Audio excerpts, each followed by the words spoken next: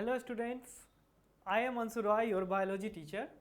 In previous lecture, we already started the fundamental unit of life means cell chapter. तो पिछले classes में हम लोगों ने क्या देखा था, सेल के बारे में देखा था कि व्हाट इज सेल, सेल की डेफिनेशन देखी थी। Cell is the structural and fundamental unit of life. Cell को structural and fundamental unit of life क्यों कहते हैं, इसकी रीज़न क्या है, ये भी हम लोगों ने देखी थी पिछले क्लासेस में। एंड इसके बाद साथ ही साथ हमने क्या देखा था, सेल के कंपोनेंट के बारे में देखा था कि सेल में 3 कंपोनेंट होते हैं, cell membrane, cytoplasm and nucleus. And इसके बाद हमने सेल थ्योरी के बारे में देखा था, सिल्डियन और स्वान सेल थ्योरी दिया था और उस सेल थ्योरी को मॉडिफाई करके रुडोल्फ विर्चो ने मॉडर्न सेल थ्योरी दिया था। ठीक है, और इसके बाद हम लोगों ने क्या देखा था, सेल मेम्ब्रेन के बारे में देखा था। Outer covering of cell is known as cell membrane. And cell membrane के स्ट्रक्चर को भी हम लोगों ने जाना था कि सिंगर एंड निकोलसन ने फ्लूइड मोजाइक मॉडल दिया था सेल मेम्ब्रेन के स्टडी के लिए। ओके, तो चलिए अब इसी चीज़ को हम लोग आगे बढ़ाते हुए हम लोग देखते हैं। आज हम लोग पढ़ेंगे बच्चों सेल वॉल के बारे में। हम लोग देखिए, हम लोगों ने पहले सेल की आउटर कवरिंग देखी। सेल की आउटर कवरिंग में 3 चीज़ होती है, कौन कौन से, cell membrane, cell wall and glycocalyx. Cell membrane animals के आउटर सेल्स होती है, सेल वॉल प्लांट्स के आउटर सेल्स होती है। एंड इसके बाद अगर हम लोग बात करें ग्लाइकोकाइलिक्स, तो ग्लाइकोकाइलिक्स बच्चों नॉर्मली कुछ बैक्टीरियाज में हम लोगों को देखने को मिलते हैं, हर बैक्टीरियाज के अंदर ये देखने को नहीं मिलते हैं। तो हम लोगों ने सेल मेम्ब्रेन की पूरी अच्छे से डिटेल में सेल मेम्ब्रेन की स्टडी की थी, सेल मेम्ब्रेन के बारे में जाना था, उसका स्ट्रक्चर हम लोगों ने देखा था। अब आज हम लोग स्टार्ट करेंगे सेल वॉल के बारे में। ठीक है, व्हाट इज सेल वॉल। तो चलिए हम लोग स्टार्ट करते हैं, देखते हैं सेल वॉल क्या है। हाँ, तो देखो स्टूडेंट्स, सेल वॉल, सबसे पहली बात, सेल वॉल जो है ये किसकी आउटर कवरिंग होती है, प्लांट सेल की। सेल वॉल प्लांट सेल की आउटर कवरिंग होती है। ठीक है, ये अगर मान ले हमारा ये हमारी सेल है, ये हमारी सेल है, सेल के ये है cell membrane and cell membrane के ऊपर एक और आउटर कवरिंग होती है प्लांट सेल के अंदर। बच्चों हम लोग प्लांट सेल की बात कर रहे हैं, ओके ना। ये है प्लांट सेल, ये प्लांट सेल की न्यूक्लियस। अगर बात करें, अब देखिए बच्चों, ये क्या है, ये है न्यूक्लियस, ये है न्यूक्लियस, ये है सेल मेम्ब्रेन,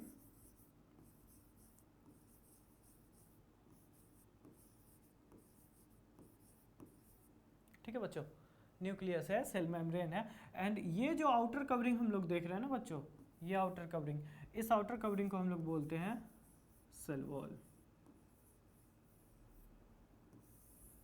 ठीक है, इस आउटर कवरिंग को हम लोग क्या बोलते हैं, सेल वॉल। सेल वॉल बच्चों प्लांट्स का एक यूनिक कैरेक्टर कहा जाता है। क्यों? क्योंकि एनिमल सेल्स में एब्सेंट होते हैं, ये सिर्फ और सिर्फ किस में मिलते हैं, प्लांट सेल्स के अंदर मिलते हैं। अब एक बात बच्चों समझना, सेल मेम्ब्रेन जब हम लोग देख रहे थे तो सेल मेम्ब्रेन कैसी होती है, cell membrane quasi fluid nature की होती है, ये हमने आप लोगों को बताया था। ठीक है, cell membrane quasi fluid nature की होती है। तो हम लोग ये कह सकते हैं कि सेल मेम्ब्रेन सॉफ्ट होता होगा। सेल मेम्ब्रेन कैसा होता होगा, बिल्कुल सॉफ्ट होता होगा। बट ये जो सेल वॉल होता है ना बच्चों, ये सेल वॉल रिजिड होता है। ठीक है, ये सेल वॉल काफ़ी रिजिड होता है, ये हार्ड होता है सेल वॉल। ठीक है बच्चों, सेल मेम्ब्रेन जो होती है वो सॉफ्ट होती है, जबकि जो सेल वॉल होता है हमारा वो काफ़ी रिजिड होता है, वो हार्ड होता है। और साथ ही साथ देखिए यहाँ पे जो हमारा सेल वॉल है ये कैसा है भाई, रिजिड है, स्ट्रॉन्ग है और ये थिक भी होता है। एंड इसमें पोर्स भी प्रेजेंट होते हैं। ये नॉन लिविंग स्ट्रक्चर होता है। कैसा होता है, ये नॉन लिविंग स्ट्रक्चर होता है। नॉन लिविंग स्ट्रक्चर होने का इसके पीछे रीज़न होता है, ठीक है, वो अभी हम लोग आगे देखेंगे कि नॉन लिविंग क्यों होता है। ये डेड होता है, नॉन लिविंग होता है। सेल वॉल जो होती है, सेल वॉल में हम लोग क्या क्या याद रखने हैं, सेल वॉल जो होता है वो रिजिड होता है, स्ट्रॉन्ग होता है, साथ ही साथ ये थिक भी होता है। ठीक है, सेल वॉल एनिमल सेल्स के अंदर एब्सेंट होता है एंड ये प्लांट्स का यूनिक कैरेक्टर होता है। ठीक है, यहाँ पे हम एक पॉइंट लिख दे रहे हैं बच्चों, cell wall is unique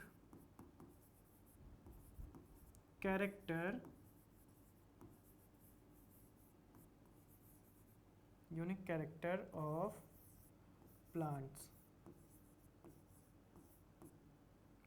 cell. ठीक, cell wall is unique character of plant cell. समझ आ रहा है बच्चों ये बात। अब देखिए, अब एक बात समझना बच्चों, ध्यान से समझना कि मान लीजिए ये एक सेल हुई, ये एक सेल की सेल वॉल है। ठीक है बच्चों, ये एक सेल की सेल वॉल है और ये दूसरे सेल की सेल वॉल है। ठीक, ये एक सेल की सेल वॉल है, ये दूसरे सेल की सेल वॉल है। समझ आ रहा है बच्चों? ये देखिए, ये हमारा एक सेल हुआ और ये दूसरा सेल है। इस सेल का ध्यान से समझना बच्चों इस बात को, ये हुआ सेल मेम्ब्रेन, ये हुआ सेल मेम्ब्रेन, ठीक। बाहर सेल वॉल है, दो सेल है। अब ये जो दो सेल होती है ना बच्चों, ये दोनों सेल का जो ये जो सेल वॉल होता है, ये सेल वॉल एक दूसरे से कनेक्टेड होता है, एक दूसरे से ज्वाइंट होता है, ठीक है। समझना फिर से बात को, ये एक सेल वॉल हुआ, ये दूसरा सेल वॉल हुआ, ये दोनों सेल वॉल एक दूसरे से क्या होता है, कनेक्टेड होता है, ज्वाइंट होता है, ठीक है। और ये दोनों सेल वॉल जब एक दूसरे से जो ज्वाइंट होता है, इसको ज्वाइंट करके रखने का काम कौन करता है? तो हाँ, यहाँ पे कैल्शियम और मैग्नीशियम। कौन? कैल्शियम और मैग्नीशियम। और ये जो कैल्शियम और मैग्नीशियम होते हैं, ये किस फॉर्म में होते हैं? कैल्शियम और मैग्नीशियम पैक्टेट के फॉर्म में होते हैं। किस फॉर्म में होते हैं बच्चों? कैल्शियम और मैग्नीशियम पैक्टेट के फॉर्म में होते हैं। समझ आ रहा है बात? फिर से ध्यान से समझना इस बात को। ये चलिए बच्चों, ये देखो, ये हमारा सेल वॉल है, ये दोनों सेल वॉल जो एक दूसरे से क्या है, कनेक्टेड है, ठीक है।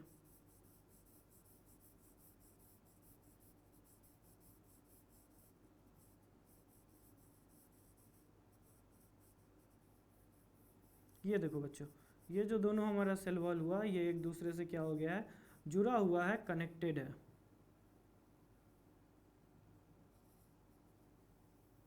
ये देखो, ये कनेक्ट हो गया एक दूसरे से, एक दूसरे से जुड़ गया। एक बात समझना बच्चों, जो घर बनता है, जो वो ईंट से बनता है, ईंट के ऊपर एक ईंट, एक ब्रिक्स के ऊपर दूसरा, दूसरे के ऊपर तीसरा, ऐसे ही बनता है। जो बिल्डिंग्स बनती हैं वो कैसे बनती है? ब्रिक्स से ही बनती है। अब एक बात बताना, जो दो ब्रिक्स होती है, दोनों ब्रिक्स के बीच में उन दोनों को ज्वाइंट करने के लिए क्या लगाया जाता है? सीमेंट दिया जाता है ना। तो बिल्कुल उसी तरह से ये क्या है हमारा, ये सेल को, सेल वॉल के लिए क्या है, सीमेंट का काम कर रही है। किस चीज़ का काम कर रही है?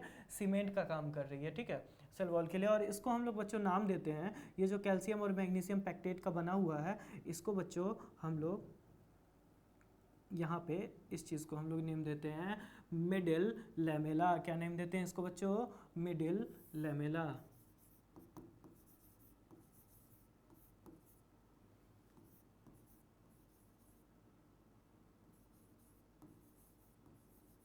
ठीक है बच्चों, इसको हम लोग क्या नाम देते हैं? मिडिल लैमेला नाम देते हैं, ठीक है। तो क्वेश्चन आए कि दो सेल वॉल को ज्वाइंट करके कौन रखता है? दो सेल वॉल किस चीज़ से ज्वाइंट होती है? तो मिडिल लैमेला से ज्वाइंट होती है दो सेल वॉल। समझ आ रहा बात? मिडिल लैमेला में क्या क्या कंपोनेंट होते हैं? तो मिडिल लैमेला में कैल्शियम एंड मैग्नीशियम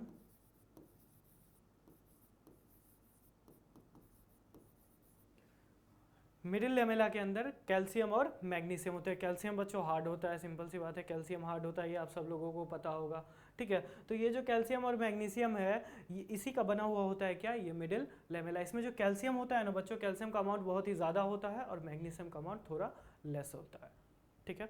यहाँ तक हम लोग समझ लिए। अब हम लोग बात करते हैं फंक्शंस ऑफ सेल वॉल के। फंक्शंस ऑफ सेल वॉल, तो देखो बच्चों, it provides definite shape to the cell. अब एक बात बताना बच्चों, ये जो सेल वॉल है ये कैसा है? रिजिड है, रिजिड है ना, बिल्कुल। तो इसका जो शेप होगा वो तो फिक्स होता होगा ना, शेप फिक्स होगा या नहीं होगा? सेल वॉल रिजिड है, इसका शेप कैसा होगा? फिक्स होगा। तो इसलिए सेल वॉल जो है क्या करती है? सेल को एक पर्टिकुलर शेप देती है, इसमें इसके शेप में कोई भी चेंजिंग नहीं होगा। क्यों? क्योंकि ये रिजिड होता है, तो इसका जो शेप होगा वो कैसा होगा? फिक्स होगा, ठीक है। ऑल्सो साथ ही साथ ये जो है स्ट्रेंथ भी प्रोवाइड करती है, ये स्ट्रेंथ भी क्या करती है? हम लोगों को प्रोवाइड करती है, सेल को स्ट्रेंथ प्रोवाइड ये करवाती है। ये चीज़ बच्चों समझ में आया? तो हम लोगों ने सेल वॉल में क्या क्या देखा? सबसे पहला पॉइंट हम लोगों ने देखा कि सेल वॉल जो है वो आउटर मोस्ट लेयर होती है किसकी? प्लांट सेल की। एनिमल सेल के अंदर ये एब्सेंट होती है। सेल वॉल रिजिड होती है, स्ट्रॉन्ग होती है और थिक होती है, और साथ ही साथ ये नॉन लिविंग स्ट्रक्चर है, ठीक। सेल वॉल बना किस चीज़ का होता है? तो मेनली ये सेल्यूलोज का बना हुआ होता है। किस चीज़ का बना हुआ होता है? सेल्यूलोज का। साथ ही साथ इसके अंदर हेमी सेल्यूलोज भी हम लोगों को देखने को मिलता है, ठीक है। सेल वॉल में मेनली सेल्यूलोज का बना हुआ होता है, लेकिन इसके अंदर हम लोगों को हेमी सेल्यूलोज भी देखने को मिलता है, ठीक है। अब ये जो सेल वॉल है, दो सेल वॉल एक दूसरे से ज्वाइंट होती है, और ज्वाइंट करने का काम कौन करता है? इसको मिडिल लैमेला करता है। मिडिल लैमेला किस चीज़ का बना हुआ है भाई? कैल्शियम और मैग्नीशियम का बना हुआ है। किस चीज़ का बना हुआ है? कैल्शियम और मैग्नीशियम का, ठीक है। और कैल्शियम और मैग्नीशियम पैक्टेट के फॉर्म में ये यहाँ पे प्रेजेंट होगा। साथ ही साथ अगर हम बात करें इसके फंक्शन का भी हम लोग क्या देखें कि एक तो ये एक डेफिनेट शेप देती है सेल को, और दूसरा ये क्या देता है सेल को, स्ट्रेंथ प्रोवाइड करवाती है। ठीक है, सेल को क्या प्रोवाइड करती है, ये स्ट्रेंथ प्रोवाइड करती है। बच्चों सेल वॉल समझ में आया, समझ में आया ना, अच्छे से समझ में आया होगा बच्चों। अगर समझ में आया तो प्लीज़ लाइक और सब्सक्राइब चैनल को ज़रूर करो। ठीक है, थैंक यू बच्चों। चलो अब हम लोग आगे बढ़ते हैं, देखते हैं आगे हम लोग क्या है। अब आगे हम लोग बात करें बच्चों, एक बात समझना, हम लोग एक अरेंजमेंट में इसको हम लोग पढ़ रहे हैं, अच्छे से पढ़ रहे हैं। देखो जैसे अगर हम बात करें सेल के बारे में तो सबसे आउटर मोस्ट लेयर होता है सेल वॉल और सेल मेम्ब्रेन। हम लोगों ने सबसे आउटर मोस्ट लेयर को देखा, सेल वॉल और सेल मेम्ब्रेन को देखा। अब जैसे ही सेल आउटर मोस्ट लेयर के हम लोग अंदर गए तो हम लोग को क्या देखने को मिला, साइटोप्लाज्म देखने को मिला। क्या देखने को मिला बच्चों, साइटोप्लाज्म देखने को मिला। थोड़ा सा साइटोप्लाज्म के बारे में हम लोग समझते हैं, थोड़ा सा कि साइटोप्लाज्म होता क्या और इसके अंदर क्या क्या होता है, थोड़ा सा हम लोग देखते हैं। एक चीज़ समझना बात को बच्चों, देखो साइटोप्लाज्म, अगर हम लोग साइटोप्लाज्म की बच्चों बात करें, अगर हम लोग साइटोप्लाज्म की बात करें बच्चों,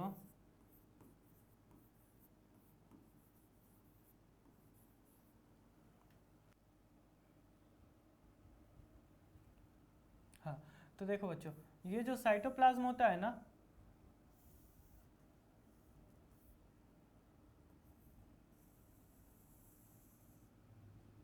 ये देखो साइटोप्लाज्म के अंदर दो टाइप का कंपोनेंट हम लोगों को देखने को मिलता है, दो टाइप का सब्सटेंस हम लोगों को बच्चों देखने को मिलता है साइटोप्लाज्म के अंदर। ठीक है, कौन कौन सा, तो देखो एक तो मिलेगा हम लोगों को सॉलिड सब्सटेंस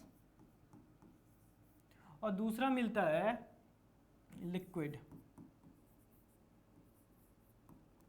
ठीक है बच्चों, एक तो मिलता है सॉलिड और दूसरा हम लोगों को क्या मिलता है, लिक्विड मिलता है। ठीक है, अब देखो ये जो लिक्विड होता है, लिक्विड पार्ट को, साइटोप्लाज्म का जो लिक्विड पार्ट होगा उस लिक्विड पार्ट को बच्चों हम लोग कहते हैं साइटोसोल। क्या बोलते हैं, साइटोसोल। ठीक है बच्चों, लिक्विड पार्ट को हम लोग क्या बोलते हैं, साइटोसोल बोलते हैं। बट ये जो सॉलिड पार्ट होता है, देखो फर्दर ये सॉलिड पार्ट क्या होगा, दो पार्ट में डिवाइडेड होता है। ये जो सॉलिड पार्ट होता है ये फर्दर दो पार्ट में डिवाइडेड होता है बच्चों। देखो कौन कौन सा होता है भाई सॉलिड पार्ट, समझना बात को। हम लोग क्या बात कर रहे हैं, ये सेल है, ये न्यूक्लियस है, ये क्या है हमारा साइटोप्लाज्म। साइटोप्लाज्म के अंदर दो तरह का सब्सटेंस हम लोगों को देखने को मिलेगा भाई, मिलेगा दो तरह का सब्सटेंस, दो तरह का सब्सटेंस मिल रहा है, कुछ तो लिक्विड पार्ट और कुछ सॉलिड पार्ट। ठीक है, जो पिंक कलर से वो सब क्या है बच्चों, लिक्विड है, और ये जो ग्रीन कलर से हमने बनाया वो मान लो सॉलिड पार्ट है। ठीक है, दो टाइप का हम लोगों को यहाँ पे देखने को मिल रहा है बच्चों। तो अब देखो समझना इस बात को, जो हमारा ये सॉलिड पार्ट है, इस सॉलिड पार्ट में भी दो टाइप का सब्सटेंस होता है। सॉलिड पार्ट में भी यहाँ पे दो टाइप का सब्सटेंस प्रेजेंट होता है। एक तो होता है नॉन लिविंग, नॉन लिविंग, और दूसरा होता है बच्चों लिविंग। ठीक है, ये जो सॉलिड, एक चीज मैंने बताना यहाँ भूल गया मैं, ये जो सॉलिड पार्ट होता है इसको हम लोग बोलते हैं ट्रोफोप्लाज्म।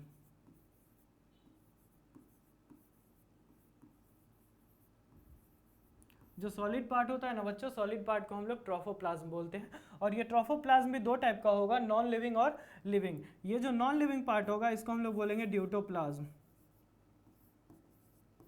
ड्यूटोप्लाज्म।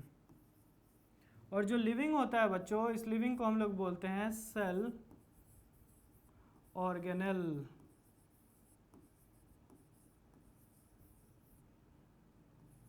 ठीक है बच्चों, जो नॉन लिविंग पार्ट होता है उसको हम लोग ड्यूटोप्लाज्म बोलते हैं, और जो लिविंग पार्ट होता है उसको हम लोग क्या बोलते हैं बच्चों, सेल ऑर्गेनेल बोलते हैं। ये चीज़ समझ आया, समझ आया नहीं आया, देखो कुछ नहीं है, ये हम लोग क्या देखेंगे कि साइटोप्लाज्म में जब हम लोग जाएंगे, साइटोप्लाज्म को बच्चों जब हम लोग देखेंगे तो साइटोप्लाज्म में हमको दो तरह का चीज़ देखने को मिलेगा, एक तो सॉलिड मिलेगा, एक लिक्विड पार्ट मिलेगा। जो लिक्विड पार्ट होगा उसको हम लोग साइटोसोल बोलेंगे, और जो सॉलिड पार्ट होगा उसको हम लोग ट्रोफोप्लाज्म बोलेंगे। अब जब सॉलिड पार्ट को हम लोग देख रहे हैं ना, तो सॉलिड पार्ट में हम लोग क्या देखें, कुछ तो ऐसा मटेरियल था जो नॉन लिविंग था, जो डेड था, नॉन लिविंग था, और कुछ ऐसा मटेरियल भी था जो कैसा था, लिविंग था। ठीक है, तो जो नॉन लिविंग था मटेरियल उसको हम लोग ड्यूटोप्लाज्म बोले, और जो लिविंग मटेरियल था उसको हम लोग सेल ऑर्गेनेल बोले। अब सेल ऑर्गेनेल कौन कौन सा होता है बच्चों? सेल ऑर्गेनेल हम लोग सब जानते हैं कौन कौन सा होता है, आप लोग पढ़े भी होंगे लोअर क्लासेस में। सेल ऑर्गेनेल कौन कौन सा होता है? एंडोप्लाज्मिक रेटिकुलम, एंडोप्लाज्मिक रेटिकुलम, ठीक है बच्चों, एंडोप्लाज्मिक रेटिकुलम। दूसरा क्या होता है? गोल्जी बॉडी,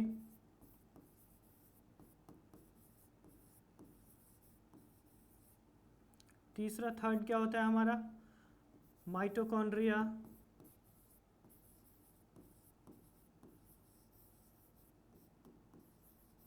फोर्थ क्या होता है बच्चों?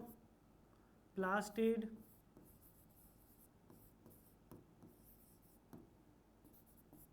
लाइसोसोम्स,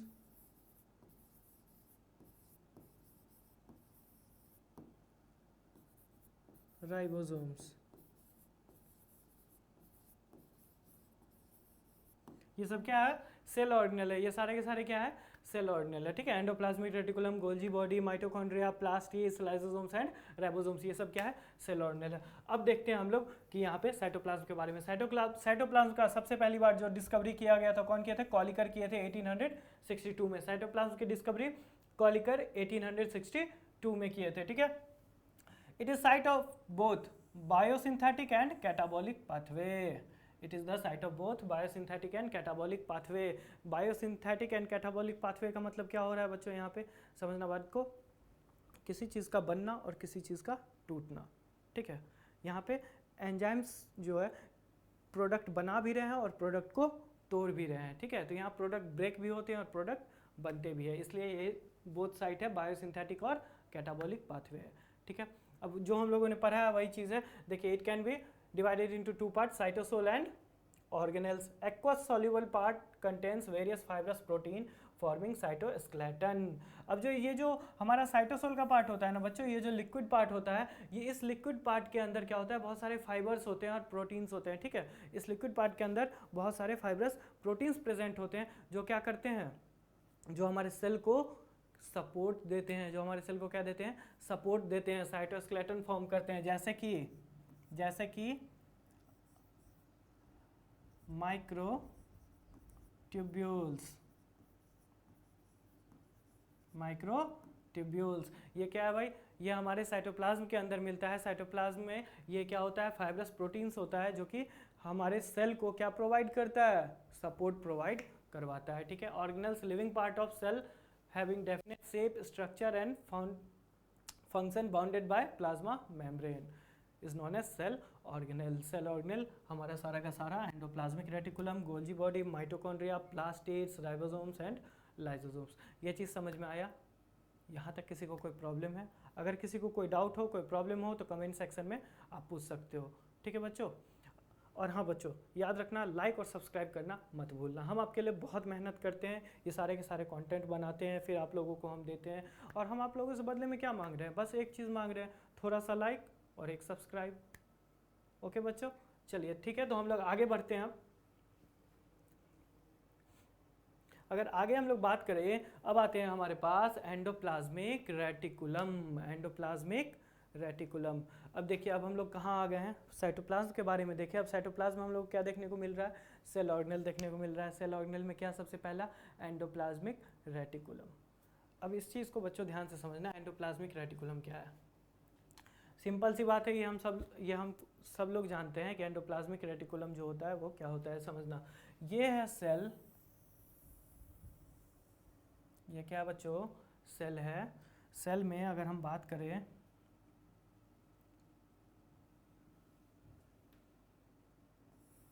ये है न्यूक्लियस। न्यूक्लियस के बाद अगर हम लोग बात करें, अब देखना, यहाँ पे न्यूक्लियस से कनेक्टेड होगा कौन? ट्यूब लाइक स्ट्रक्चर, ये कनेक्टेड है।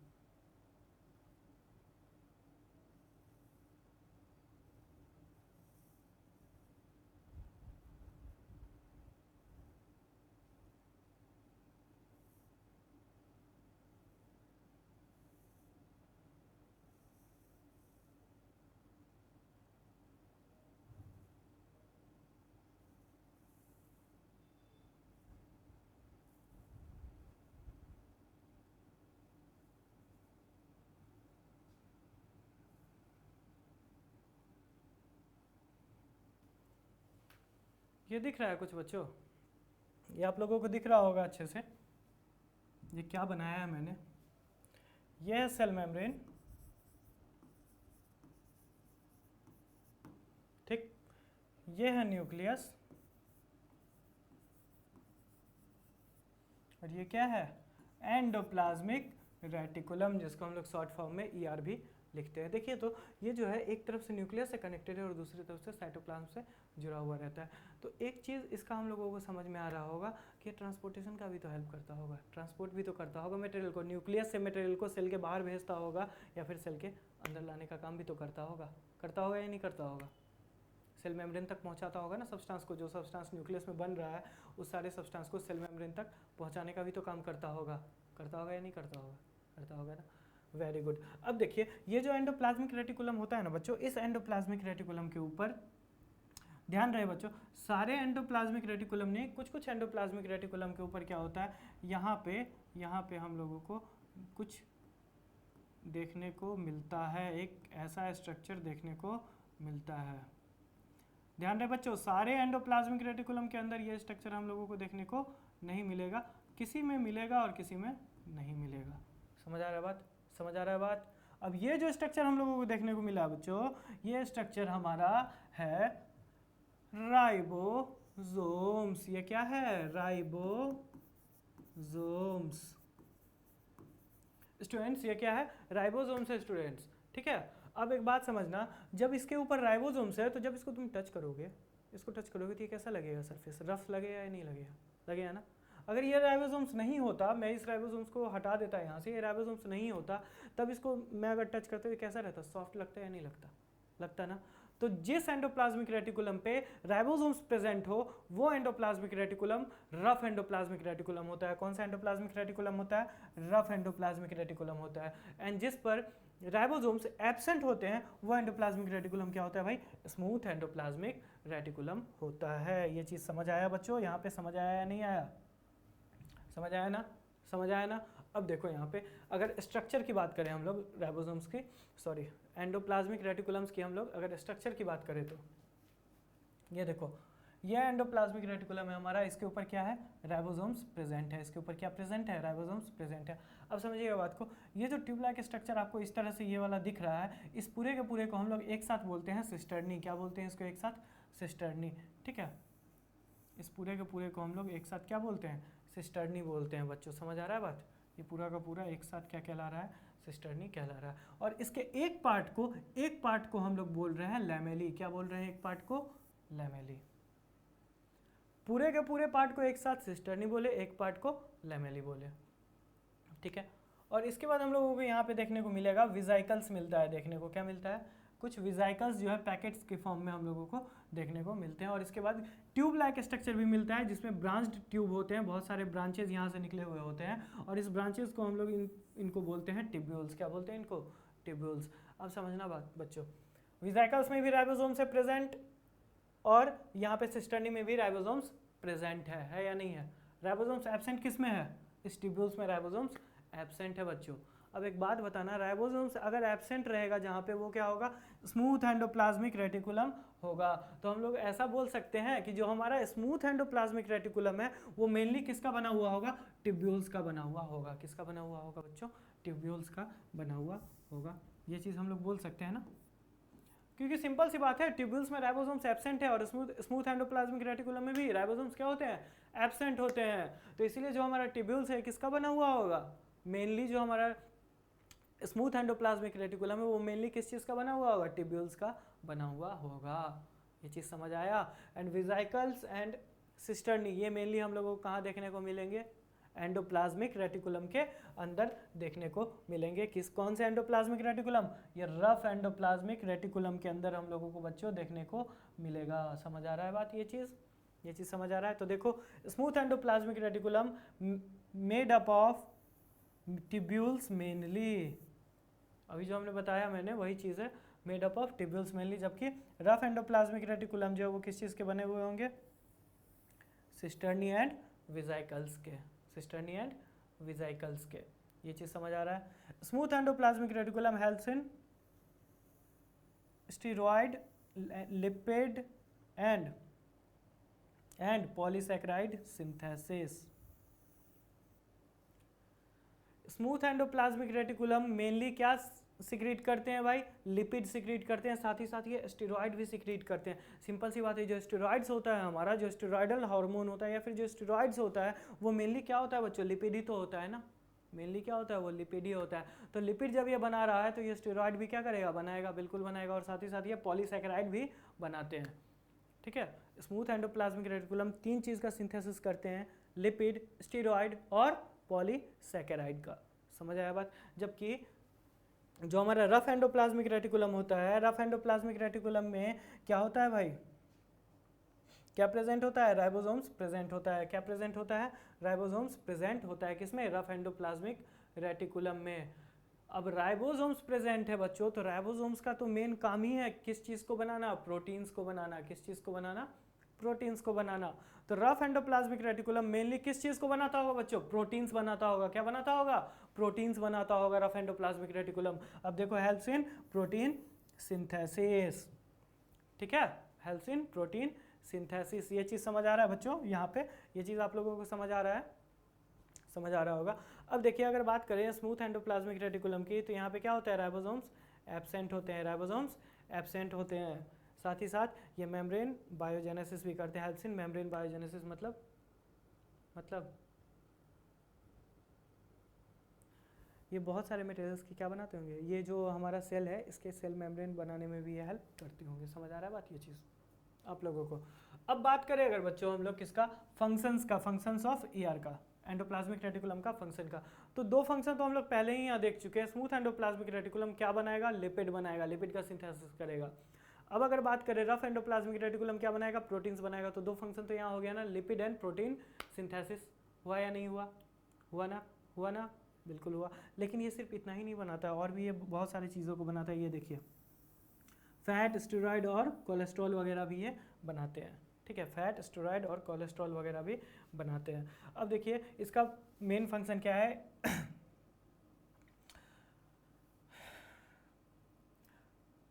अब देखिए, इसका main function, it is the only organelle which can move within a cell, so it serves as a channel for the transport of materials between various region of cytoplasm and between cytoplasm and nucleus।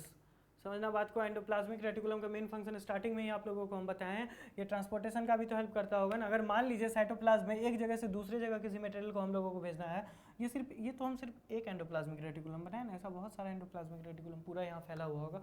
पूरा का पूरा एक network रहता है बच्चों cell के अंदर endoplasmic reticulum का फैला हुआ। ठीक है, तो साइटोप्लाज्म के एक पार्ट से दूसरे पार्ट में हम लोगों को दूसरे जगह पे अगर किसी मेटेरियल को भेजना होगा, ट्रांसपोर्ट करना होगा, तो किसके थ्रू करेंगे? एंडोप्लाज्मिक रेटिकुलम के ही थ्रू तो करेंगे। या फिर अगर सेल मेम्ब्रेन से न्यूक्लियस में हम लोगों को कोई सब्सटेंस भेजना है, तो उस सब्सटेंस को भी हम लोग किसके थ्रू भेजेंगे? इसी एंडोप्लाज्मिक रेटिकुलम के थ्रू तो भेजेंगे ना। भेजेंगे या नहीं भेजेंगे? बोलो बच्चों, भेजेंगे ना। अब देखिए, इसके बाद क्या है? इसका एक और फंक्शन होता है साइटोप्लाज्मिक फ्रेमवर्क का। ठीक है, साइटोप्लाज्मिक फ्रेमवर्क का, ताकि क्या हो सके यहाँ पे कुछ बायोकेमिकल एक्टिविटीज हो सके सेल के अंदर। ठीक है, सेल के अंदर ये क्या करता है? थोड़ा थोड़ा स्पेस देता है सेल को, थोड़ा सा एक स्पेस बना के देता है, ताकि इस स्पेस में क्या हो सके, यहाँ पे कुछ वर्क जो है, जो केमिकल वर्क है हमारे अंदर, जो एक्टिविटी, जो मेटाबॉलिक एक्टिविटीज़ चल रहे हैं, वो सब एक्टिविटीज़ यहाँ पे सेल के अंदर हो सके, ताकि अच्छे से पूरे के पूरे एक्टिविटीज़ हमारे अंदर हो सके। और ये क्या बना के देगा? इसलिए कुछ स्पेस देगा सेल के अंदर, ताकि क्या हो सके? वो एक्टिविटीज़ हमारे अंदर हो सके। ये चीज़ आप लोगों को समझ में आया? समझ आया? बात नहीं आया? अब देखिए, इट कंटेन सेक्रेटरी प्रोटीन्स, इसके पास प्रोटीन्स भी प्रेजेंट होते हैं। यहाँ तक बच्चों आप लोगों को समझ में आया? नहीं आया? समझ में आया? एंडोप्लाज्मिक रेटिकुलम में। अब देखिए, एंडोप्लाज्मिक रेटिकुलम का एक बार फंक्शन फिर से एक बार देख लें हम लोग, क्या क्या पढ़े हैं फंक्शन। सबसे पहला फंक्शन हम लोग क्या देखें? ये चैनल का काम करेगा। चैनल का काम कैसे करेगा? अगर ट्रांसपोर्टेशन का ज़रूरत है किसी मटेरियल का साइटोप्लाज्म में ही एक जगह से दूसरे जगह पे, तो ये क्या करवाएगा? ट्रांसपोर्ट करवाएगा।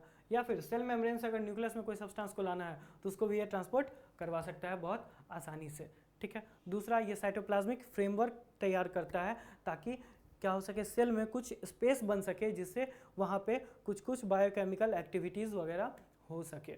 ठीक है, इसके बाद तीसरा ये क्या करता है? इसका मेन फंक्शन क्या होता है? Synthesis of fat, steroid, cholesterol वगैरह भी ये सिंथेसिस करता है। साथ ही साथ ये लिपिड और प्रोटीन भी सिंथेसिस करेगा। ये चीज़ समझ में आया या नहीं आया बच्चों?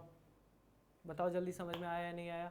बिल्कुल समझ में आया। अगर हम स्ट्रक्चर की बात करें तो 3 चीज़ होती हैं, सिस्टर्नी, वेसिकल्स और ट्यूब्यूल्स। ठीक है, सिस्टर्नी, वेसिकल्स और tubules. Smooth endoplasmic reticulum mainly कहाँ मिलेगा? ट्यूब्यूल्स का बना हुआ मिलेगा। ठीक है, क्यों? क्योंकि इसके अंदर राइबोसोम्स एब्सेंट होते हैं। ये चीज़ समझ आया तो अच्छी बात। चलिए आगे बढ़ते हैं अब हम लोग। अब बात करें बच्चों गोल्जी एपरेटस की, गोल्जी बॉडीज़ की। अभी हम लोगों ने क्या देखा? एंडोप्लाज्मिक रेटिकुलम देखा। अब इसके बाद हम लोग क्या देखेंगे? गोल्जी एपरेटस देखेंगे, गोल्जी बॉडीज़ देखेंगे। अब देखो समझना बात को बच्चों, इसके अंदर भी, गोल्जी बॉडीज़ के अंदर भी आप लोगों को क्या देखने को मिलेगा? सिस्टर्नी देखने को मिलेगा। ठीक है, इसके ये सैक्यूल्स नहीं होगा यहाँ पे बच्चों, वैक्यूल्स है ये। ठीक है, वैक्यूल्स देखने को मिलेगा, विजाइकल्स देखने को मिलेगा। ठीक है, जो जो चीज़ हम लोगों को एंडोप्लाज्मिक रेटिकुलम में था देखने को मिल रहा था, वही चीज़ हम लोगों को यहाँ भी देखने को मिल रहा है। 3 चीज़ें, सिस्टर्नी, वैक्यूल्स और विजाइकल्स और ट्यूब्यूल्स भी यहाँ हम लोगों को देखने को मिलता है। ठीक है, अब देखिए अगर बात करें तो ये है सिस्टर्नी बच्चों, ये वाला पार्ट हमारा क्या है? सिस्टर्नी है। सिस्टर्नी के बिल्कुल बीच बीच में क्या बना हुआ है?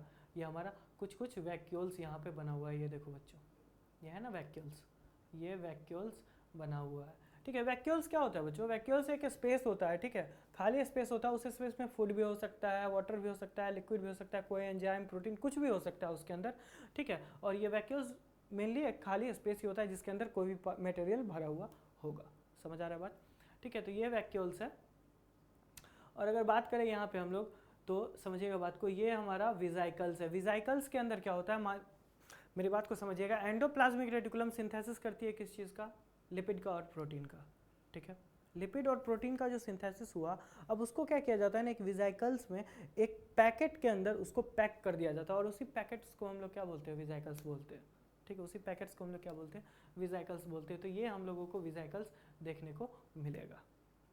समझ आ रहा है बात? समझ आ रहा है बात?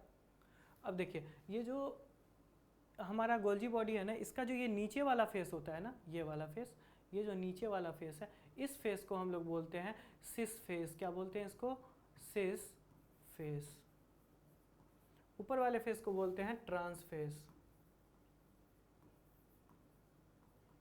ठीक है, सिस फेस बच्चों ये आप लोगों के लिए ज़्यादा इंपॉर्टेंट है नहीं वैसे, अगर याद रहे तो ठीक, नहीं याद रहे तो भी ठीक। ठीक है, नीचे वाले पार्ट को, जो कॉन्वेक्स वाला पार्ट है ऐसे, ये जो कॉन्वेक्स वाला पार्ट है इसको हम लोग बोलेंगे सिस फेस, और ये कॉन्केव वाला जो पार्ट है इसको हम लोग बोलते हैं ट्रांस फेस। ठीक है, ट्रांस फेस बोलते हैं। आप समझना बात को, यहाँ पे क्या है? देखिए वही चीज़ यहाँ पे दिया हुआ है जो हम लोग अभी पढ़े हैं यहाँ पे। Golgi apparatus consist of a system of membrane bounded vesicles arranged parallel to each other in a stack called cisternae along with some large and spherical vacuoles. ठीक है, अब दूसरी बात, इंपॉर्टेंट बात है, इसको याद रखने वाली ये बात है कि गोल्जी एपरेटस का डिस्कवरी कौन किया था? गोल्जी बॉडीज का डिस्कवरी कौन किए थे? कैमेलियो गोल्जी किए थे। कौन किए थे? कैमेलियो गोल्जी किए थे गोल्जी एपरेटस का डिस्कवरी। ठीक है, प्लांट्स के अंदर, in plants Golgi membrane bounded, plants के अंदर जो होता है गोल्जी बॉडीज कैसा होता है? मेम्ब्रेन बाउंडेड होता है। अब देखिए समझिएगा बात को, it is single membrane bounded. Golgi body कैसा होता है भाई? सिंगल मेम्ब्रेन बाउंडेड होता है। ठीक है, ये हुआ हमारा गोल्जी बॉडी। देखिए दो तरह का सेल ऑर्गेनेल हम लोगों को देखने को मिलेगा। किसी सेल ऑर्गेनेल के अंदर डबल मेम्ब्रेन होंगे। कैसे होंगे बच्चों? डबल मेम्ब्रेन होंगे, और किसी के अंदर सिंगल मेम्ब्रेन होंगे। कोई सिंगल मेम्ब्रेन से कवर होगा और कोई डबल मेम्ब्रेन से कवर होगा। ठीक है, तो गोल्जी एपरेटस हमारा सिंगल मेम्ब्रेन से कवर होता है, सिंगल मेम्ब्रेन बाउंडेड होता है। ठीक है, प्रोकैरियोट्स के अंदर ये गोल्जी बॉडी एब्सेंट होता है। साथ ही साथ अगर हम आरबीसी की बात करते हैं या फिर सीव सेल्स की बात करते हैं, तो सीव सेल्स और आरबीसी में भी ये क्या होता है? एब्सेंट होता है।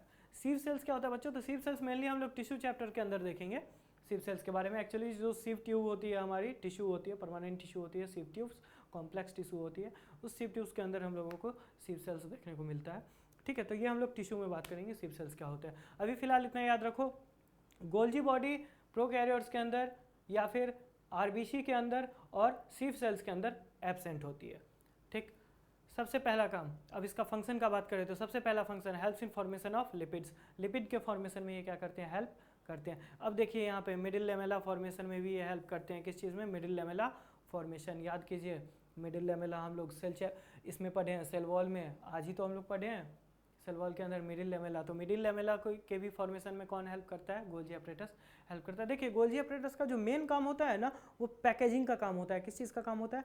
पैकेजिंग का। कोई भी मटेरियल एंडोप्लाज्मिक रेटिकुलम मटेरियल बना के गोल्जी बॉडीज के पास भेजेगा और गोल्जी बॉडीज उसको क्या करेगी?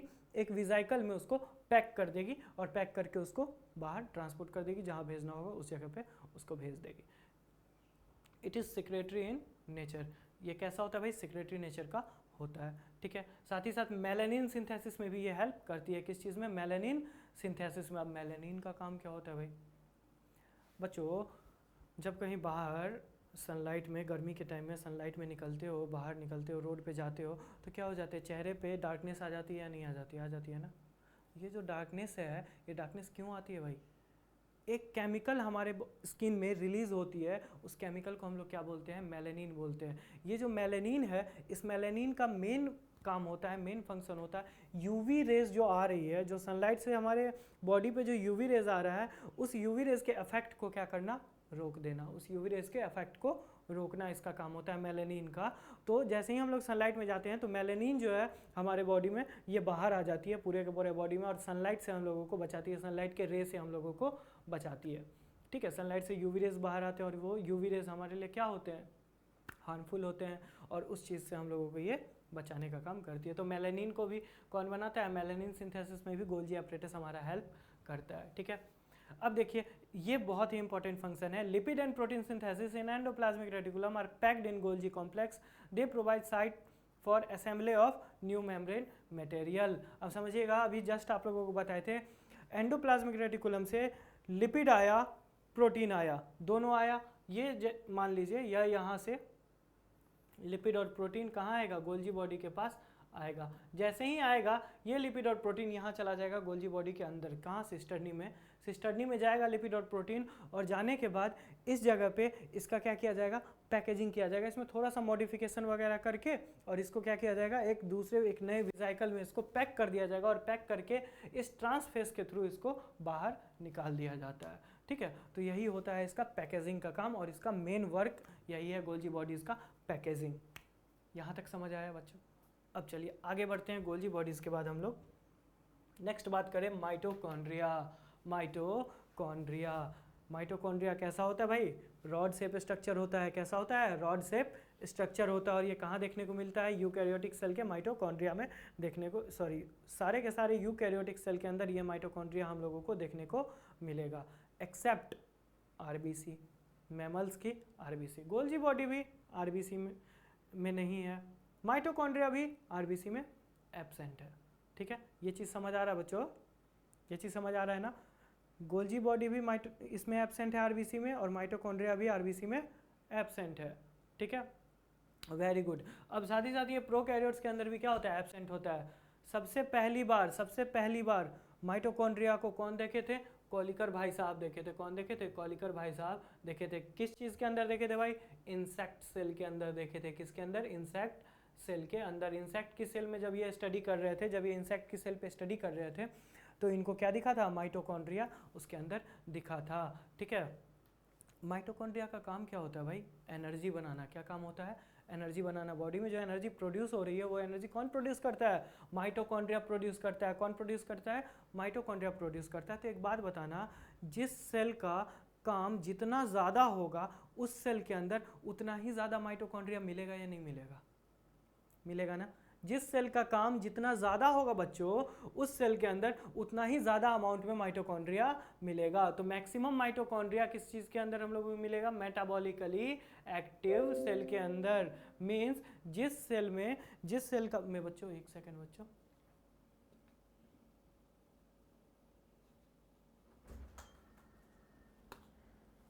हाँ बच्चों, जिस सेल में माइटोकॉन्ड्रिया सबसे ज़्यादा होगा,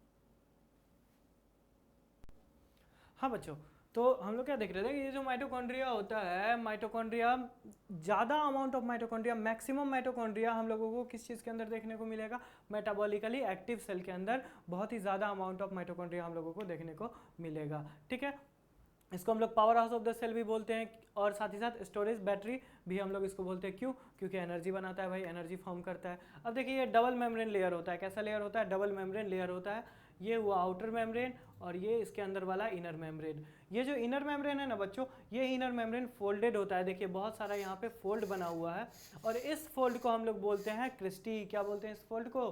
क्रिस्टी। और मेनली ये जो क्रिस्टी है, इस क्रिस्टी में बहुत सारे रेस्पिरेटरी साइकिल्स चलते हैं। ठीक है, एटीपी फॉर्मेशन वगैरह का बहुत सारा रेस्पिरेटरी साइकिल्स चलता है, जैसे कि क्रेब साइकिल चल रहा होता है। ये सारा का सारा जो प्रोसेस होता है ये इसी क्रिस्टी में होता है, इसी चीज़ के अंदर होता है। समझ आ रहा है बात? साथ ही साथ इसी क्रिस्टी में हम लोगों का क्या बनता है? एनर्जी फॉर्मेशन भी होता है। इस क्रिस्टी में एक यूनिट प्रेजेंट होता है जिसको हम लोग क्या बोलते हैं? ऑक्सीजोम्स बोलते हैं, या फिर F1 पार्टिकल्स बोलते हैं। ये ऑक्सीजोम या F1 पार्टिकल्स जो है ये एटीपी का सिंथेसिस करते हैं। क्या करते हैं? ये एटीपी का सिंथेसिस। तो मेनली ये जो क्रिस्टी है, इसी क्रिस्टी में हम लोगों को क्या होता है? एनर्जी बनता है, एटीपी फॉर्मेशन होता है। साथ ही साथ यहाँ पे बहुत सारे रेस्पिरेटरी साइकिल्स भी चल रहे होते हैं, जैसे कि क्रेब साइकिल्स वगैरह। ये सब आप लोग हायर क्लासेस में पढ़ोगे क्रेब साइकिल के बारे में। ठीक है, दो माइटोकॉन्ड्रिया, देखिए ये हुआ माइटोकॉन्ड्रिया का आउटर मेम्ब्रेन बच्चों, और ये हुआ इनर मेम्ब्रेन। तो आउटर मेम्ब्रेन और इनर मेम्ब्रेन के बीच में कुछ स्पेस आप लोगों को दिख रहा होगा, दिख रहा है ना? दिख रहा है ना? इस स्पेस को हम लोग बोलते हैं पेरी माइटोकॉन्ड्रियल स्पेस। क्या बोलते हैं इसको? Peri mitochondrial space. और इस स्पेस में जो फ्लूइड प्रेजेंट होती है कुछ कुछ, उस फ्लूइड को बेटा हम लोग बोलते हैं मैट्रिक्स। उस फ्लूइड को बच्चों क्या बोलते हैं हम लोग? मैट्रिक्स। समझ आया बात? अब इसके फंक्शंस की बात करें तो मेन फंक्शन क्या है भाई? ATP production. क्या है main function? ATP production, energy का फॉर्मेशन करना। इसलिए तो इसको पावर हाउस ऑफ सेल बोलते हैं, या फिर स्टोरेज बैटरी बोलते हैं। समझ आ रहा है? दूसरा इसका फंक्शन भाई, site of Krebs cycle respiration. Krebs cycle का भी ये साइट होता है, मीन्स क्रेब साइकिल अभी जस्ट आप लोगों को पता है इस क्रिस्टी में क्या चलता रहता है? क्रेब साइकिल चलता रहता है। क्रेब साइकिल आप लोग डिटेल में हायर क्लासेस में पढ़ोगे। Oxysome contains enzymes for ATP production. Oxysomes जो होता है, ऑक्सीजोम्स यहाँ पे प्रेजेंट होगा बच्चों, कुछ इस टाइप का दिखता है हम लोगों को, कुछ इस टाइप का दिखता है। ठीक है, F1 F0 पार्टिकल। ठीक है, ये इससे जुड़ा हुआ होता है, ये यहाँ पे ऐसे जुड़ा हुआ होगा। ठीक है, F1 F0 पार्टिकल, इसी को हम लोग ऑक्सीजोम्स भी बोलते हैं, और यही ऑक्सीजोम एटीपी प्रोड्यूस करवाता है। ठीक है, मैट्रिक्स में जो होता है, इसका जो मैट्रिक्स है यहाँ पे, ये जो पेरीमाइटोकॉन्ड्रियल स्पेस है जिसमें मैट्रिक्स प्रेजेंट होता है, इसमें इस मैट्रिक्स में क्रेब साइकिल का एंजाइम्स भी प्रेजेंट होता है। तो कई बार अगर क्वेश्चन आए कि क्रेब साइकिल का एंजाइम कहाँ प्रेजेंट होता है, तो आपका आंसर क्या आ जाएगा? Matrix of mitochondria. Matrix of mitochondria. एक बात ध्यान रहे बच्चों, ये जो क्लास है ये सिर्फ मेनली 9th आप लोगों के स्कूल के लिए ही नहीं है, ये प्री मेडिकल फाउंडेशन का ही बैच है। प्री फाउंडेशन के लिए भी आप लोग इसको पढ़ सकते हैं, मेडिकल के लिए, नीट के लिए प्री फाउंडेशन के तौर पे भी आप लोग इसको पढ़ सकते हैं। साथ ही साथ अगर आप लोग ओलंपियाड्स वगैरह की प्रिपरेशन कर रहे हो तो भी आप लोग इस चीज़ को पढ़ सकते हो बच्चों। समझ आ रहा है? चलिए तो हम लोग आगे बढ़ते हैं बच्चों। माइटोकॉन्ड्रिया के बाद अगर बात करें प्लास्टिड का, तो ये प्लास्टिड भी कैसा होता है भाई? डबल मेम्ब्रेन होता है। कैसा होता है? प्लास्टिड भी डबल मेम्ब्रेन होता है। ठीक है, प्लास्टिड टर्म कौन दिया था भाई? हैकल साहब दिए थे। कौन दिए थे? हैकल साहब प्लास्टिड टर्म दिए थे। ठीक है, अगर हम बात करें क्लोरोप्लास्ट की डिस्कवरी की, क्लोरोप्लास्ट की डिस्कवरी की, क्लोरोप्लास्ट की डिस्कवरी की, तो क्लोरोप्लास्ट की डिस्कवरी कौन किया था भाई? Anton van Leeuwenhoek. Anton van Leeuwenhoek. और इसका इसको क्लोरोप्लास्ट नेम कौन दिए थे भाई? शिम्पेर। इसको नेम कौन दिए थे? शिम्पेर। क्लोरोप्लास्ट की डिस्कवरी एंटोन वॉन लीवेनहुक किए थे, और इसको नेम कौन दिए थे? शिम्पेर दी नेम दिए थे। ठीक है, समझ आया यहाँ तक? यहाँ तक कोई दिक्कत किसी को, कोई प्रॉब्लम किसी को बच्चों? अब देखिए ये जो प्लास्टिड होता है ना बच्चों, ये 3 टाइप का होता है। प्लास्टिड जो होता है हम लोगों को देखने को मिलता है 3 टाइप का। मेनली एक बात और आप लोग समझ लीजिए बच्चों इस चीज़ से पहले, कि ये जो प्लास्टिड होता है ये प्लांट सेल के अंदर मिलता है। किसके अंदर मिलता है? In plant cell. किसके अंदर देखने को मिलता है बच्चों? इन प्लांट सेल में हम लोगों को देखने को मिलता है ये मेनली। ठीक है, एनिमल सेल के अंदर ये देखने को नहीं मिलेगा। ये 3 टाइप का यहाँ पे प्लास्टिड प्रेजेंट होता है। क्रोमोप्लास्ट,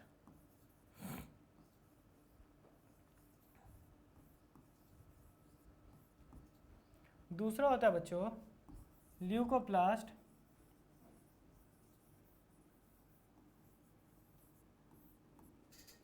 थर्ड होता है हमारा क्लोरोप्लास्ट।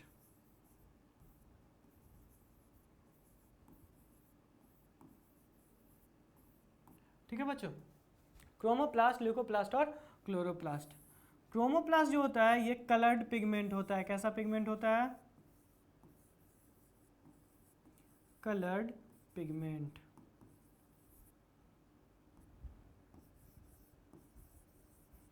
क्रोमोप्लास्ट कलर्ड पिगमेंट होता है बच्चों, ठीक है। ये वेरियस कलर देता है। जो फ्रूट वगैरह होते हैं या वेजिटेबल्स वगैरह होते हैं उसमें जो कलर आते हैं वो किसके वजह से आते हैं बच्चों? इसी क्रोमोप्लास्ट के वजह से ही आते हैं, ठीक है। फ्रूट वगैरह में जो कलर आते हैं वो इसी क्रोमोप्लास्ट के वजह से आते हैं बच्चों, ठीक है। तो क्रोमोप्लास्ट जो होता है वो कलर्ड पिगमेंट होता है, वेरियस कलर्स देता है। हाँ ध्यान रहे बच्चों, फ्लावर का कलर क्रोमोप्लास्ट के वजह से नहीं आता है। फ्लावर का कलर क्रोमोप्लास्ट की वजह से नहीं आता है। फ्रूट्स वगैरह या वेजिटेबल्स वगैरह में कलर क्रोमोप्लास्ट की वजह से आते हैं, ठीक है। अब बात करें अगर ल्यूकोप्लास्ट की, तो ल्यूकोप्लास्ट जो होते हैं ये कलरलेस होता है। कैसा होता है? जो ल्यूकोप्लास्ट होता है बच्चों ये कलरलेस होता है, ठीक है। ल्यूकोप्लास्ट कलरलेस होता है। जब ये कोई कलर देता ही नहीं है तो इसका फिर काम क्या है भाई? ल्यूकोप्लास्ट का काम क्या है? तो इसका काम होता है storage of carbohydrate,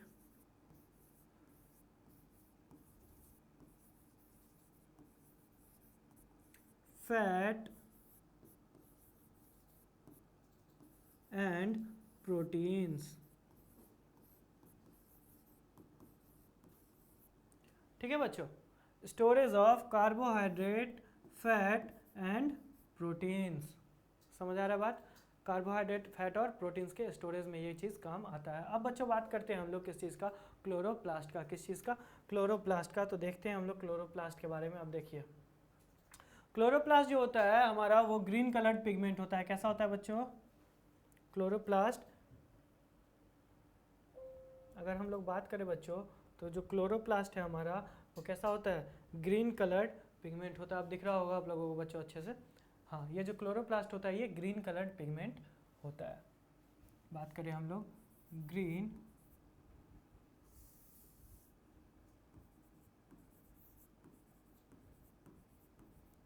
colour chloroplast कैसा होता है बच्चों? ग्रीन कलर होता है। ग्रीन कलर होने का इसके पीछे एक रीज़न होता है बच्चों। रीज़न ये चीज़ होता है ग्रीन कलर होने का क्योंकि इसमें ग्रीन पिगमेंट प्रेजेंट होते हैं। क्या होते हैं present? Green pigment. Green pigment present होते हैं और इस ग्रीन पिगमेंट को हम लोग बोलते हैं बच्चों, ये जो ग्रीन पिगमेंट प्रेजेंट है इस ग्रीन पिगमेंट को बच्चों हम लोग बोलते हैं क्लोरोफिल।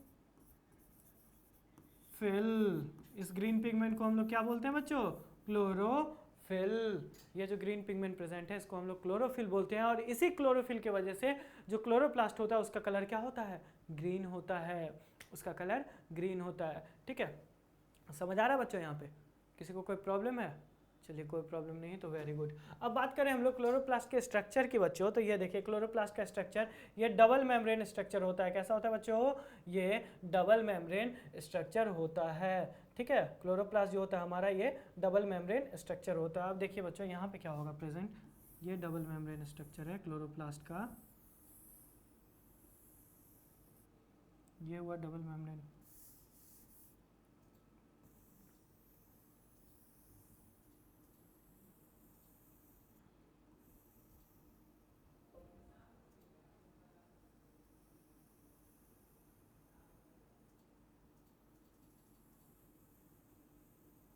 ये देखो बच्चों डबल मेम्ब्रेन स्ट्रक्चर हो गया।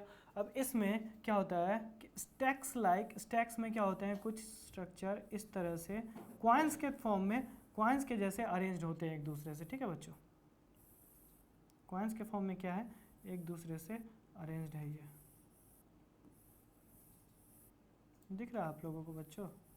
ये क्वाइंस के फॉर्म में क्या है? एक दूसरे से अरेंज्ड है। क्वाइंस की तरह एक दूसरे से ये अरेंज्ड है। ये दिख रहा है आप लोगों को?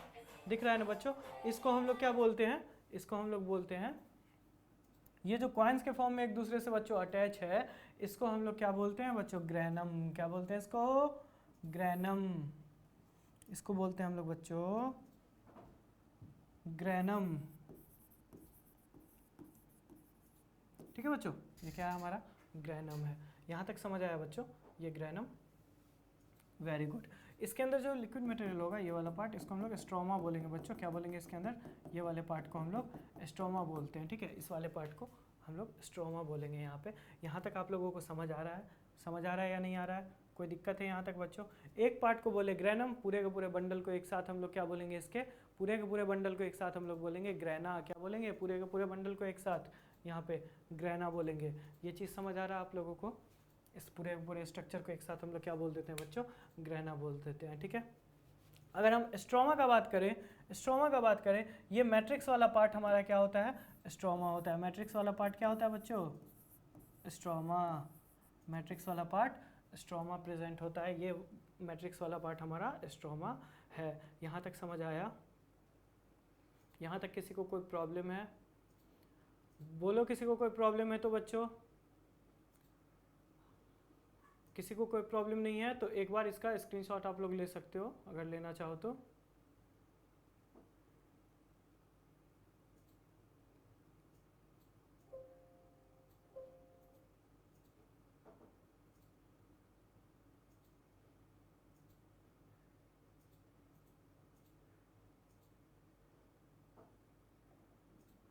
चलिए, वेरी गुड बच्चों।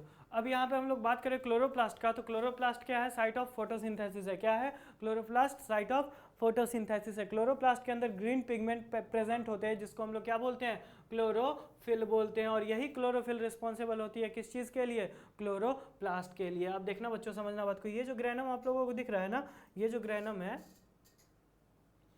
इसी ग्रेनम के ऊपर, इसी ग्रेनम के ऊपर यहाँ पे क्या प्रेजेंट होंगे, बहुत सारे क्लोरोफिल्स प्रेजेंट होंगे। ठीक है, ये छोटे छोटे छोटे छोटे से क्लोरोफिल्स यहाँ पे क्या होते हैं, प्रेजेंट होते हैं। ठीक है, अगर इस ग्रेनम का हम लोग बात करें तो ये छोटा छोटा क्लोरोफिल प्रेजेंट है। और इस छोटे छोटे पार्ट को हम लोग बोलते हैं बच्चों, इस छोटे छोटे पार्ट को हम लोग बोलते हैं क्वांटाजोम। क्या बोलते हैं, क्वांटाजोम। यही तो कलर देता है बच्चों, यही क्या देता है, लाइट फोटोसिंथेसिस के लिए रिस्पॉन्सिबल होता है। यही क्या होता है, फोटोसिंथेसिस के लिए रिस्पॉन्सिबल होता है। ठीक है, समझ आ रहा है बात बच्चों? क्वांटाजोम्स में 230 क्लोरोफिल मॉलिक्यूल्स प्रेजेंट होते हैं। कितने क्लोरोफिल मॉलिक्यूल्स प्रेजेंट होते हैं, 230 क्लोरोफिल मॉलिक्यूल्स प्रेजेंट होते हैं किसमें, एक क्वांटाजोम में। ये चीज़ समझ आया बच्चों? यहाँ तक कोई दिक्कत है, यहाँ तक कोई दिक्कत है तो बताओ। चलो, वेरी गुड, समझ आ गया। तो हम लोग आगे बढ़ते हैं बच्चों। आगे देखिए हमारा है लाइसोसोम्स। लाइसोसोम्स को हम लोग बोलते हैं suicidal bag of cell. Suicidal bag of cell discovery कौन किए थे, क्रिश्चियन दे डुवे। क्रिश्चियन दे डुवे ये क्या कहते हैं, इसका डिस्कवरी किए थे। देखिए लाइसोसोम्स, लाइजो और जोम्स दो वर्ड से बना हुआ है। लाइजो का मीनिंग ही क्या होता है, डाइजेस्टिव, और जोम का मीन्स होता है बॉडी। मीन्स ये क्या करता होगा, किसी भी मटेरियल को क्या करता होगा, ये डाइजेस्ट करता होगा। ठीक है, सैक लाइक ग्रेनुअल्स प्रेजेंट होता है, सैक लाइक ग्रेनुअल्स होता है। इसके पास क्या होता है, एंजाइम्स होती है जो कि क्या करती है, इंट्रासेल्युलर डाइजेशन करवाती है। इसके पास एंजाइम्स होती है, जो मेनली एंजाइम्स होती है वो एंजाइम्स हम लोग बोलते हैं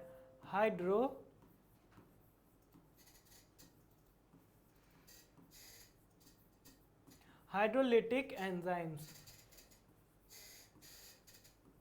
जो एंजाइम्स प्रेजेंट होती है ना लाइसोसोम्स के अंदर बच्चों, उस एंजाइम्स को हम लोग क्या नाम देते हैं, हाइड्रोलिटिक एंजाइम्स नाम देते हैं। साथ ही साथ ये सिंगल मेम्ब्रेन होती है।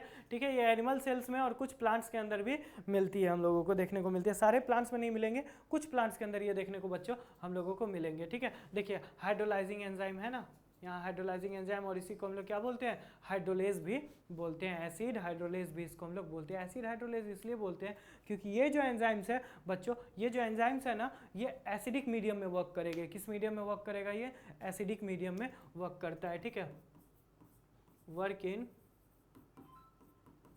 Acidic medium.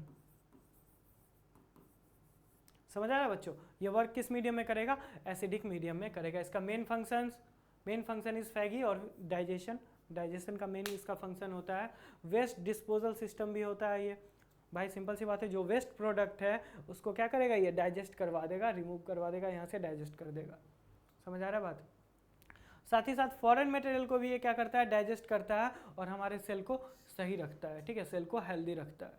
ये चीज़ समझ आया? Very good. इसके बाद अगर हम लोग बात करें आगे, तो आगे देखिए बच्चों, आगे हमारा वैक्यूल्स। वैक्यूल्स कुछ नहीं, हम लोग बताए थे, एक खाली स्पेस होता है जो कि एक मेम्ब्रेन से क्या होता है, बाउंड होता है, और ये सिंगल मेम्ब्रेन बाउंडेड होता है। इसका जो ये मेम्ब्रेन है, इस मेम्ब्रेन को हम लोग क्या बोलते हैं, टोनोप्लास्ट। क्या बोलते हैं बच्चों, इस मेम्ब्रेन को हम लोग टोनोप्लास्ट बोलते हैं। अब इसमें कुछ भी हो सकता है, अगर इसमें फूड है प्रेजेंट, अगर इसमें फूड प्रेजेंट है बच्चों, फूड प्रेजेंट है तो इसको हम लोग बोलेंगे, अगर इसमें बच्चों फूड प्रेजेंट है तो इस वैक्यूल को हम लोग बोलेंगे फूड वैक्यूल। क्या बोलेंगे, फूड वैक्यूल। समझ आ रहा है बच्चों? वैक्यूल अगर प्रेजेंट है तो इसमें को हम लोग फूड वैक्यूल बोलेंगे। अब प्लांट के अंदर जो होता है वैक्यूल बहुत ही बड़ा होता है। जैसे अगर मान लीजिए ये हमारा एक प्लांट सेल है, तो इस प्लांट सेल के अंदर जो हमारा वैक्यूल होगा बच्चों, जो वैक्यूल होगा वो कुछ इस टाइप का होगा, इतना बड़ा वैक्यूल होगा। और जो हमारा न्यूक्लियस होता है, ये देखिए, ये जो हमारा न्यूक्लियस होता है ये छोटू सा साइड में, इतना बड़ा वैक्यूल बच्चों, इतना बड़ा वैक्यूल। और इतने बड़े वैक्यूल को क्या होता है, ये प्लांट के अंदर रहता है, और न्यूक्लियस इतना छोटा सा बेचारा, वो क्या कहता है, इसको जगह दे देता है, कहता है भाई हम साइड में खड़े रहेंगे। यही कहता है भाई हम साइड में खड़े रहेंगे, आप ले लो, पूरा जगह ले लो, क्योंकि ये बहुत ही बड़ा होता है वैक्यूल्स। वैक्यूल्स जो है अप्रॉक्सीमेटली 90% स्पेस को सेल के कवर कर लेता है। प्लांट सेल के 90% स्पेस को क्या करता है, वो कवर कर लेता है। यहाँ तक समझ आया? तो अब इसके आगे अगर हम लोग बढ़े तो अब बात करते हैं हम लोग न्यूक्लियस का। न्यूक्लियस क्या होता है भाई, डायरेक्टर ऑफ सेल। क्या होता है, कंट्रोलर ऑफ सेल। पूरे के पूरे सेल को कौन कंट्रोल करेगा बच्चों, न्यूक्लियस कंट्रोल करेगा। ठीक है बच्चों, न्यूक्लियस क्या करेगा, कंट्रोल करेगा। न्यूक्लियस क्या करेगा, कंट्रोल करेगा बच्चों। ये चीज समझ आ रहा है आप लोगों को? न्यूक्लियस जो है कंट्रोल करेगा। सेल में जो भी एक्टिविटीज होंगे, हमारे जो भी एक्टिविटीज सेल के अंदर हो रहे होंगे, सारे के सारे एक्टिविटीज को कौन कंट्रोल करेगा, न्यूक्लियस कंट्रोल करेगा। इसीलिए सेल को, न्यूक्लियस को क्या बोलते हैं, हेडक्वार्टर ऑफ सेल बोलते हैं बच्चों। न्यूक्लियस को हेडक्वार्टर ऑफ सेल बोलते हैं। न्यूक्लियस का डिस्कवरी रॉबर्ट ब्राउन, कौन के थे, रॉबर्ट ब्राउन, फर्स्ट क्लास में ही आप लोगों को बताए थे 1831 में। यूकैरियोट्स के अंदर वेल डिफाइंड न्यूक्लियस होते हैं, ये चीज़ हम लोग पढ़े हैं, बात कर चुके हैं फर्स्ट क्लास में ही।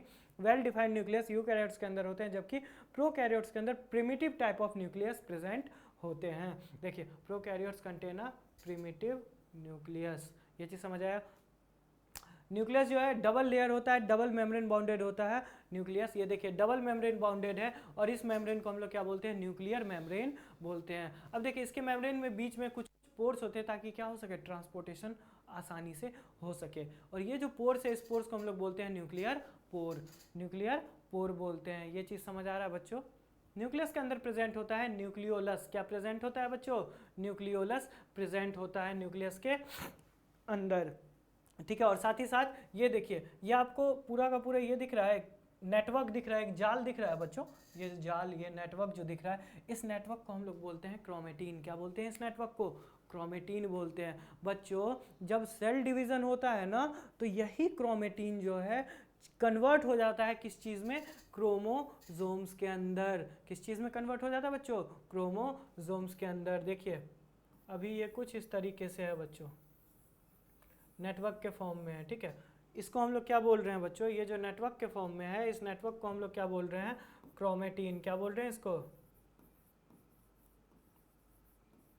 इसको हम लोग बोल रहे हैं क्रोमेटीन। और यही क्रोमेटीन जब क्या होगा बच्चों, सेल डिवीजन होगा, सेल डिवीजन,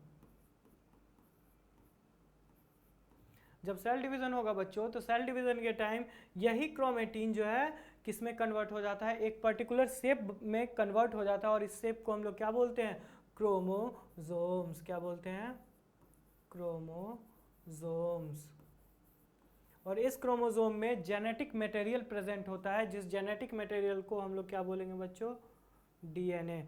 इस जेनेटिक मटेरियल को हम लोग क्या बोलेंगे बच्चों, इस जेनेटिक मटेरियल को हम लोग बोलते हैं डीएनए।